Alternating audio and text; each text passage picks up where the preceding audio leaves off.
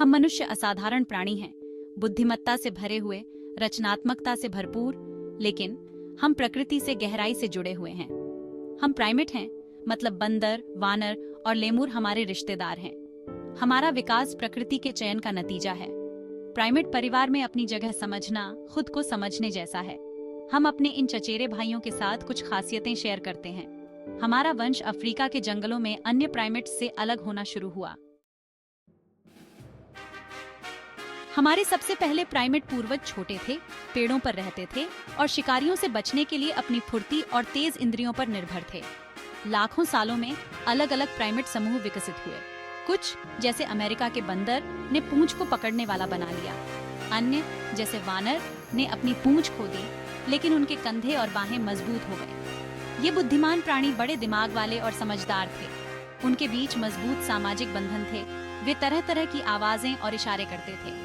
और बड़े वानर, जिनमें ओरंगुटान, गोरिल्ला, चिंपांजी, बोनोबो और मनुष्य भी शामिल हैं। बड़े वानरों में हमारे सबसे करीबी रिश्तेदार चिंपांजी और बोनोबो हैं। ऐसा माना जाता है कि हमारा और उनका एक ही पूर्वज रहा होगा, जो लगभग 6 से 8 मिलियन वर्ष पहले जीवित था। यही वो समय था जब मनुष्यों का वंश चिंपांजी वंश से अलग हो गया और अपने अलग रास्ते पर चल पड़ा। शुरुआती मानव विकास में सबसे महत्वपूर्ण बदलाव था 2 पैरों पर चलना सीखना। इस बदलाव ने हमारे हाथों को मुक्त कर दिया, जिससे हम औजारों का उपयोग कर सके, चीजों को ले जा सके और अपने आसपास की दुनिया के साथ नए तरीकों से बातचीत कर सके। जैसे जैसे हमारे पूर्वज जंगलों से निकलकर अफ्रीका के खुले मैदानों में गए, 2 पैरों पर चलने के कई फायदे हुए, जैसे लंबी दूरी तय करना, शिकार को देखना और गर्मी में शरीर को ठंडा रखना। 2 पैरों पर चलने के साथ साथ मानव वंश का दिमाग भी बड़ा और तेज होता गया। इस बदलाव से भाषा का विकास हुआ, जिससे हम अपने जटिल विचारों को व्यक्त कर सके, ज्ञान बांट सके और मजबूत सामाजिक बंधन बना सके। Section 4, A family tree with many branches। शुरुआती 2 पैरों वाले मानवों से लेकर आधुनिक मनुष्यों तक का सफर एक सीधी रेखा में नहीं था। अफ्रीका में मिले जीवाश्म बताते हैं कि मानव परिवार बहुत विविधतापूर्ण था। आनुवंशिक अध्ययनों से पता चला है कि आधुनिक मनुष्यों में निएंडरथाल्स के डीएनए के अंश हैं।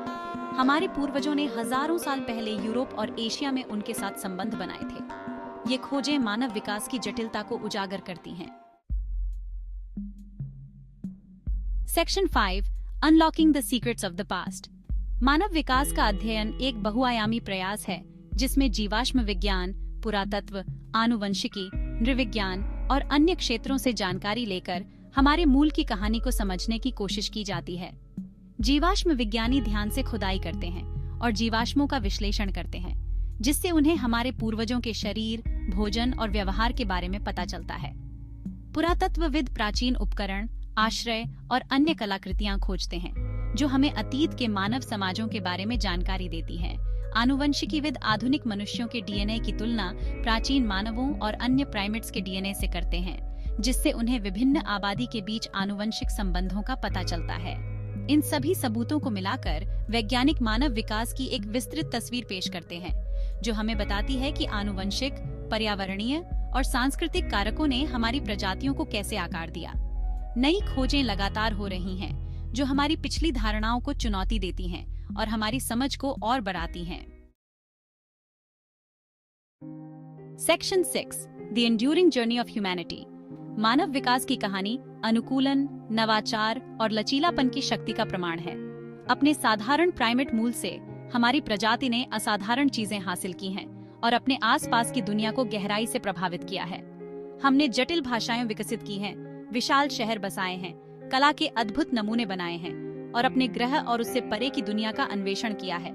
फिर भी अपनी उपलब्धियों पर गर्व करते हुए हमें यह याद रखना चाहिए कि हम अभी भी विकसित हो रहे हैं। प्रकृति अभी भी हमें आकार दे रही है, हालांकि सूक्ष्म तरीकों से। मानव विकास की हमारी समझ अभी पूरी नहीं हुई है और कई सवालों के जवाब अभी भी बाकी हैं। नई खोजें हमारा इंतजार कर रही हैं और खोज की यह यात्रा अभी खत्म नहीं हुई है। अपने अतीत के रहस्यों को उजागर करके हम खुद को, प्रकृति में अपनी जगह को और उस अविश्वसनीय यात्रा को बेहतर ढंग से समझ सकते हैं, जिसने हमें यहाँ तक पहुँचाया है।